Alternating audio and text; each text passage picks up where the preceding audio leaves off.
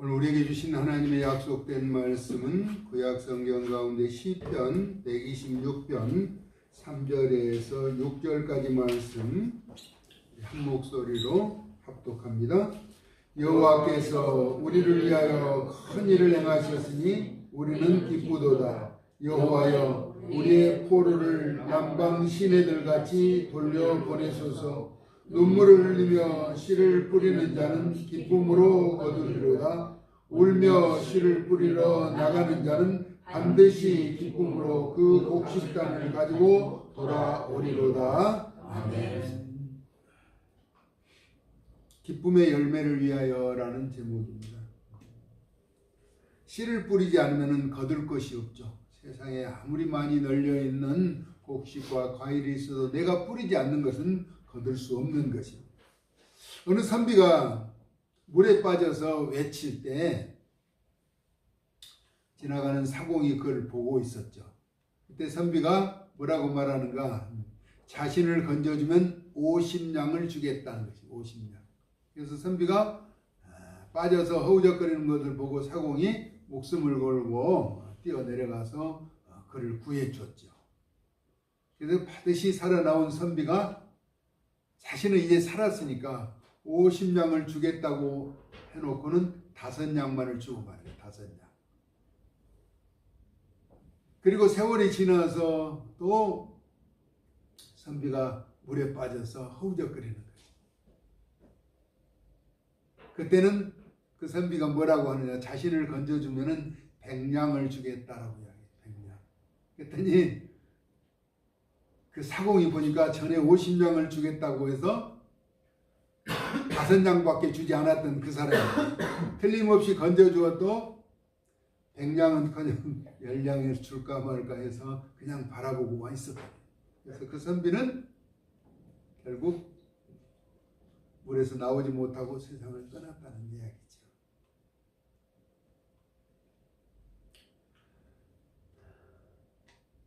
사람이 약속을 하고 지키지 못한 것.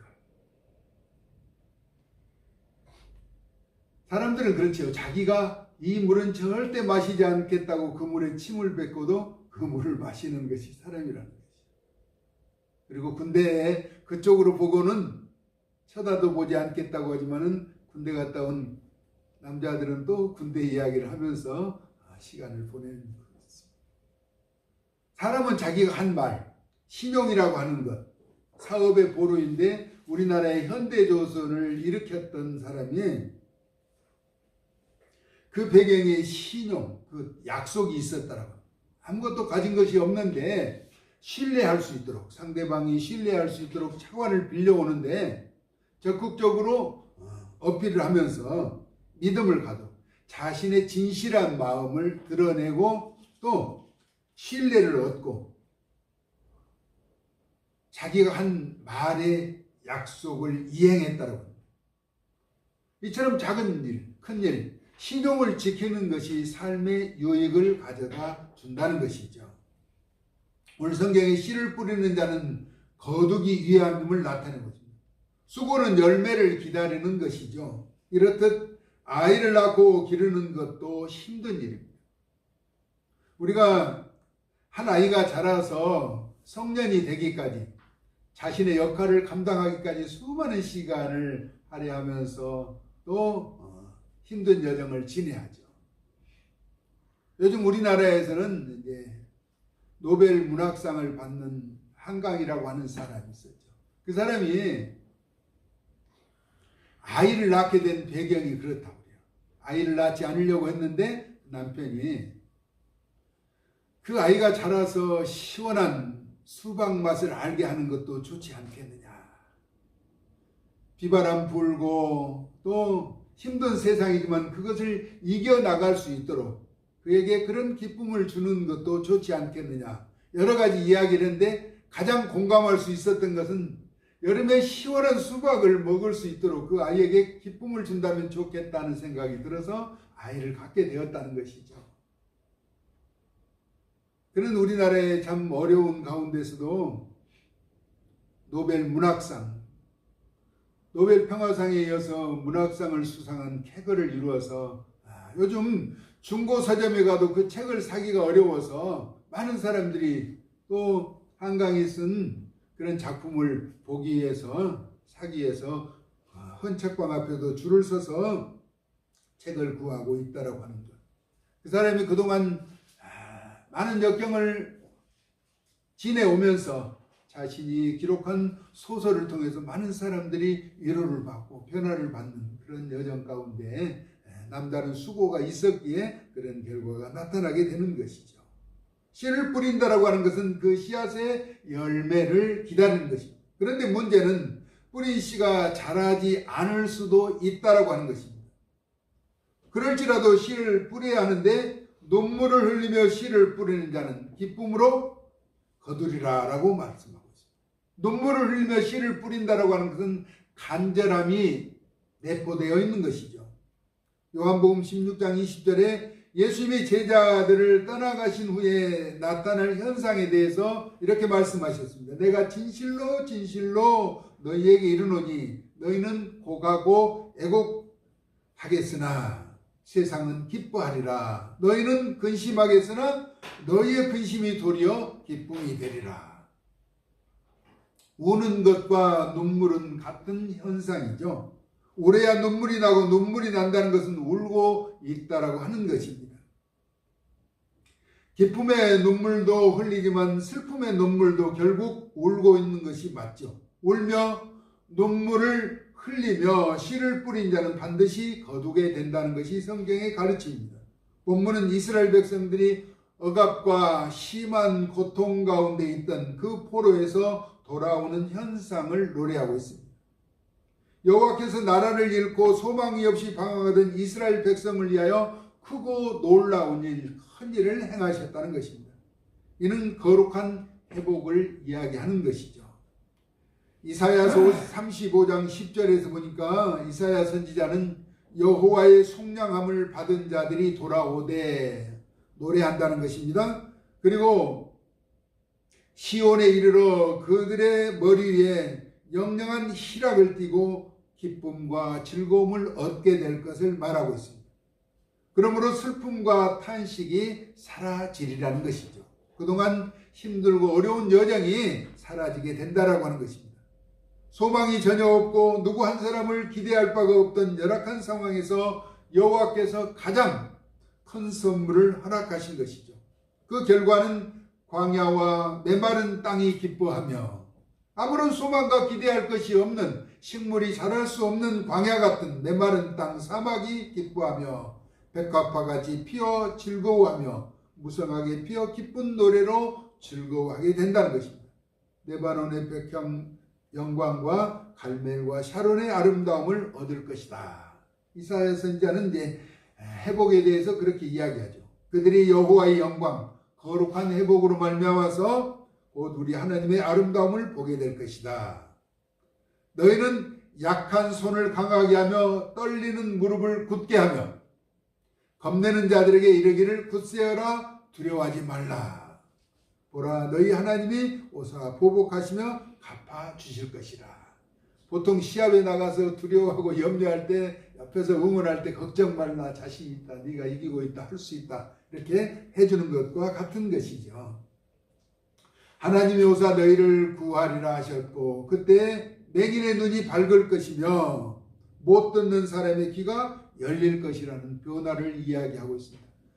전혀 보지 못한 사람이 보게 되고 걷지 못한 사람이 걷게 될 것, 듣지 못한 사람이 듣게 될 것이라고 하는 것이죠. 더욱이 그때 저는 자는 사슴같이 뛸 것이며 말 못하는 자의 혀는 노래하리니 이는 광야에서 물이 솟겠고 사막에서 시내가 흐를 것이라는 이야기는 그야말로 세상에 개벽을 일으킬 것이라는 것입니다. 완전한 역전의 현상을 보이는 것이죠. 아무것도 할 수 없는 무기력한 자들이 새 힘을 얻고 활력을 얻어서 뛰고 움직이고 듣고 말하게 될 것이라는 것입니다. 그래서 쓸모없이 버려진 뜨거운 사막이 변하여 연못이 될 것이라고 말씀하고 있습니다. 메마른 땅이 변하여 원천이 될 것이며 승냥이의 눕던 곳에 풀과 갈대와 부들이 날 것이며 거기에 대로가 있어 그 길을 거룩한 길이라 일컫는 바 되리니 깨끗하지 못한 자는 지나가지도 못하겠고 오직 구속함을 입은 자들을 위하여 있게 될 것이라. 그러면서 우매한 행위는, 어리석은 행위는 그 길로 다니지 못할 것이며 거기에는 사자가 없고 사나운 짐승이 그리로 올라가지 아니하므로 그것을 만나지 못하겠고 오직 구속함을 받은 자만 그리로 행할 것이라 라고 선포하고 있습니다. 그러니까 여호와 하나님의 회복이 이루어질 때는 세상이 완전히 바뀌게 된다는 것이죠. 기대할 수 없고 소망할 수 없고 바라볼 수 없는 열악한 환경들이 그렇게 변한다는 것이죠.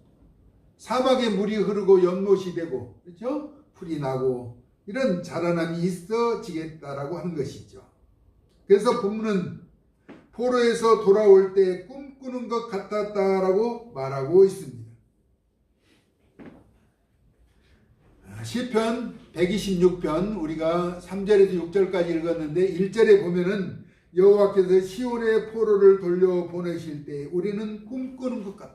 이게 꿈인가 생신가 하는 정도로 그렇게 좋았다는 것입니다. 입가에는 웃음이 가득하고 혀에는 찬양이 끊이지 않았다라고 하는 것이죠.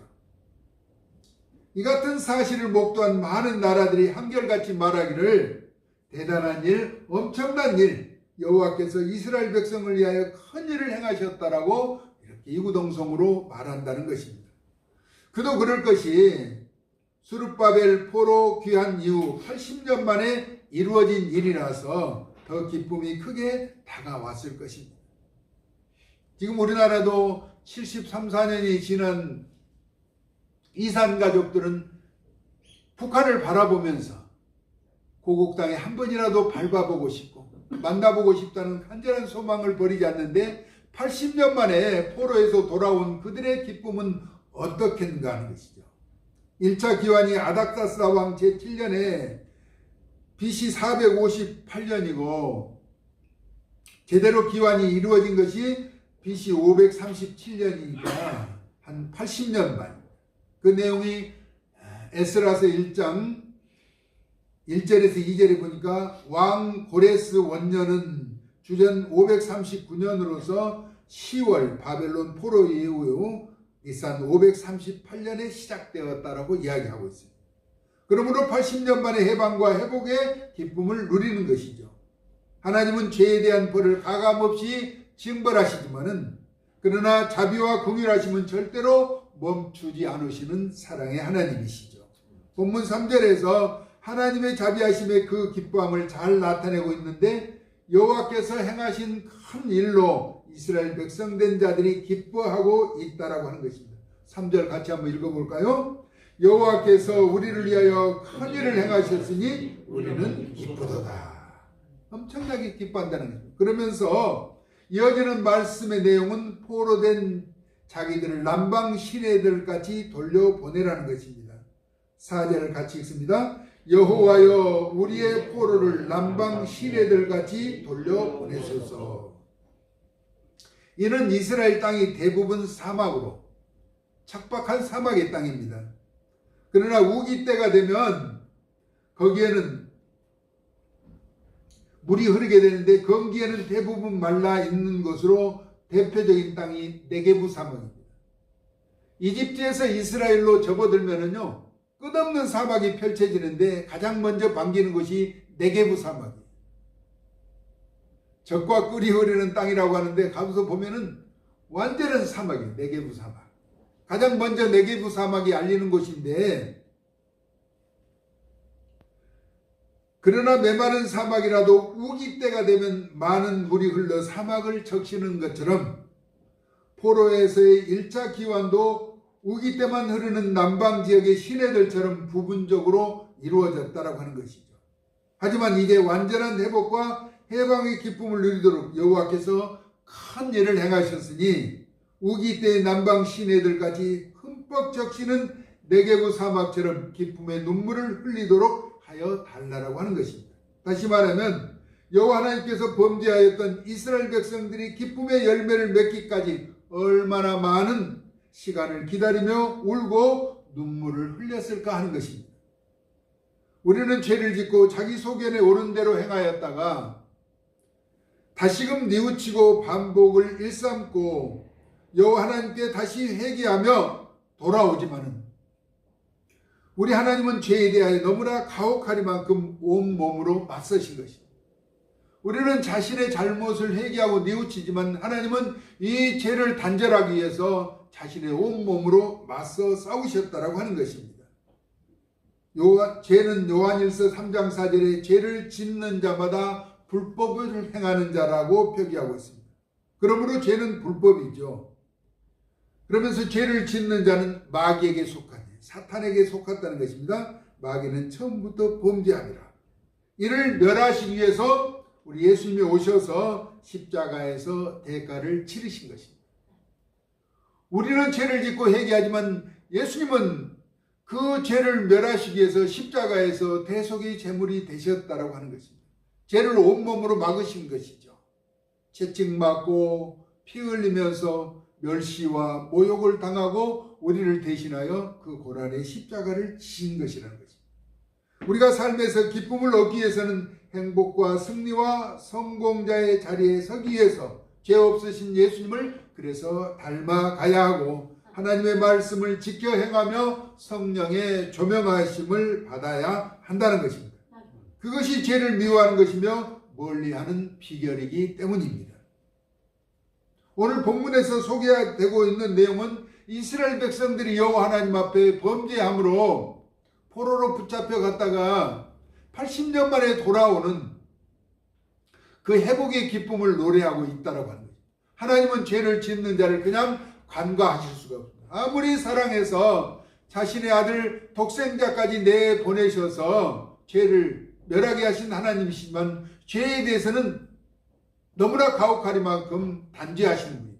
그러나 자비와 은혜가 풍성하셔서 오래 참고 기다리시면서 긍휼을 베푸신 하나님을 우리는 한시도 잊지 말고 기억하면서 그분이 베푸신 그 사랑 앞에 가까이 다가가서 십자가를 바라보면서 약속된 말씀을 지켜 행하며 우리의 심령을 일깨워 주시는 성령님의 위로와 간섭하심과 역사하심 가운데 순응하며 순종하며 믿음의 의로운 길을 걷는 저와 여러분 생애가 되어줄 수 있기를 예수님의 존귀하신 이름으로 축복합니다. 아멘. 우리에게는 오직 주님에게만 참된 기쁨과 평안이 있기 때문입니다. 아멘.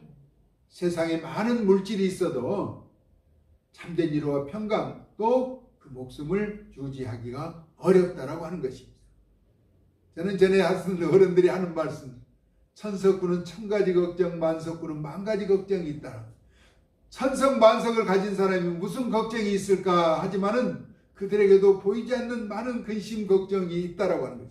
그러나 예수님을 믿는 자들의 삶을 이렇게 면면히 들여다보면 참 크게 가진 것 없어도 부와 영광을 누리지 않아도 늘 그 마음에 평강이 있고 그 심령의 즐거움이 있는 것을 바라보죠. 왜냐하면 우리에게는 소망이 있잖아요. 기대하는 바가 있잖아요. 전능하신 하나님의 역사하심을 바라보고 있기 때문에 기적의 주인공으로 살아가기를 몸부림치면서 그분을 의지하며 살기 때문에 항상 마음에 평강이 있는 것이죠. 여러분이 저를 볼 때는 어떤가 모르겠어요. 항상 무슨 걱정이 있나, 근심이 있나, 염려가 있나, 그런 것보다는 그래도 뭐가 좋아서 그렇게 즐겁게 재밌게 살아가는가 또 하는 생각을 갖기도 할 것입니다. 제가 지금 목소리가 조금 좋지 않은데 제가 보니까 여러 가지 모임회를 너무 많이 갔다 왔더라고요. 기도 모임, 그렇죠? 목요일에 기도 모임이 있고 또 기도하는 사람들과 또 야유회가 있었더라고요. 그리고 도회가 있었고 교역자 체육대회가 있었고 바자회가 있었어요. 여러 가지 회를 갔다 오다 보니까 몸이 잠깐 피곤한데 그래도 오늘 기쁨의 열매를 위해서 심어야 거두는 법칙에 대해서 눈물을 흘리는 씨를 뿌린 자는 반드시 거두게 된다라고 말씀하고 있죠. 우리 126장 5절 6절을 한번 읽어보고 말씀을 마무리합니다. 눈물을 흘리며 씨를 뿌린 자는 기쁨으로 거두리로다. 울며 씨를 뿌리러 나가는 자는 반드시 기쁨으로 그 곡식단을 가지고 돌아오리로다. 아멘. 우리 하나님은 우리의 눈물을 보시고 히스기야의 눈물을 보시고 그 수완을 15년이나 연장해 주신 하나님. 우리 하나님은 눈물에는 너무나 약하신 분이에요.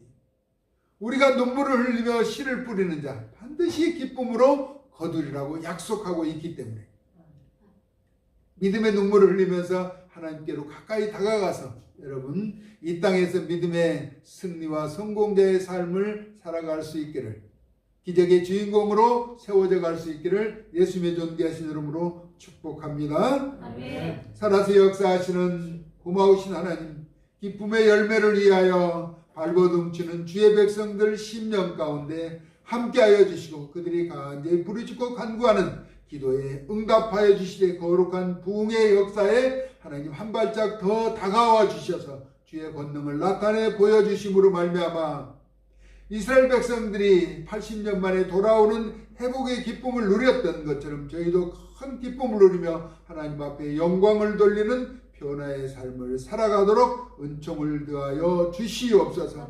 간절히 기도하는 제목들마다 성취되는 기쁨도 누리게 해주시기를 원하옵고 사랑 많으신 예수님의 존귀하신 이름으로 축복하며 기도 올리옵나이다. 아멘. 찬송가 490